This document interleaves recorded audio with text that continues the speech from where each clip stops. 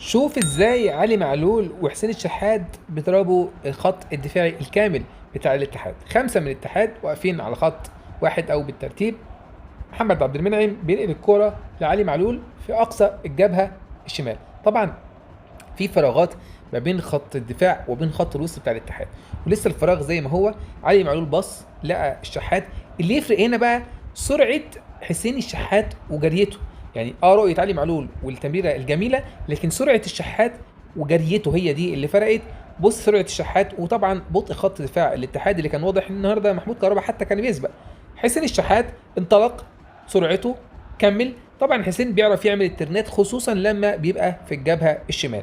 ادي حسين الشحات وهيعمل اول ترن، بيرجع الكره بكعب رجله لورا، وهياخد المدافع اللي معاه وهيرجع بيه. يعني المدافع خلاص راح لقدام وحسين رجع لورا، وهيقابله مدافع تاني جاي في السكه. حسين برضه بحركه فيها مهاره جامده بيعمل ايه؟ بيرقص المدافع المدافع بيضطر ان هو في الحاله ديت ان هو يعمل معاه ضربه جزاء. الكره دي مهاره حسين الشحات هي اللي خلقت الفرصه. ممكن تيجي لاحمد عبد القادر، ممكن تيجي لكذا واحد، لكن حسين الشحات بيعرف ازاي ياخد ضربه جزاء. بياخدها وهي صحيحه وسليمه، مش بيمثل ولا بينط.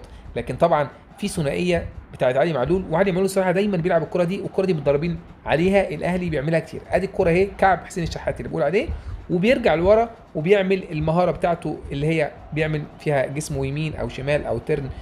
خدها وحسب ضربه الجزاء وجابها على مرمى. دي هنا مارسيل كولر في الجون الثاني بيوجه بيقول لعيبته اضغطوا. ده قبل الاوت ما اتلعب الاوت. فعلا بيرسي تاو حاول ان هو يضغط اول مره هنا على لعيب الاتحاد.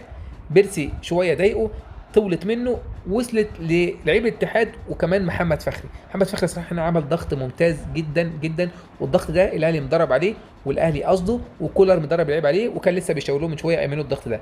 الكره دي طبعا كانت فاول، لكن الحكم اتاح الفرصه الحمد لله كتر خيره. والكره اتلعبت طبعا او خبطت في جسم محمد فخري واتنقلت لبيرسي تاو، اللي بقى بيرسي تاو انفراد هو ومحمود كهربا.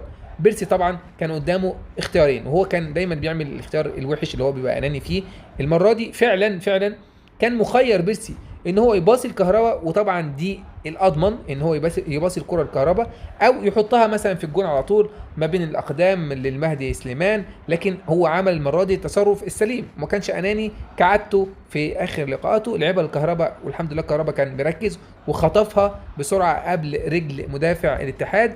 وده كان الهدف الثاني للنادي الاهلي، اللي برضه جه نتيجه شغل مدرب، لان كان في ضغط جامد، والضغط ده الاهلي بينفذه باستمرار، ومش اول مره الاهلي يعمله. يبقى الجملتين اللي اتعملوا النهارده ده شغل فالعرضية الاهلي متدرب بتتأثر، ما عليه، بتبقاش مش مميزة. مجرد عشوائي.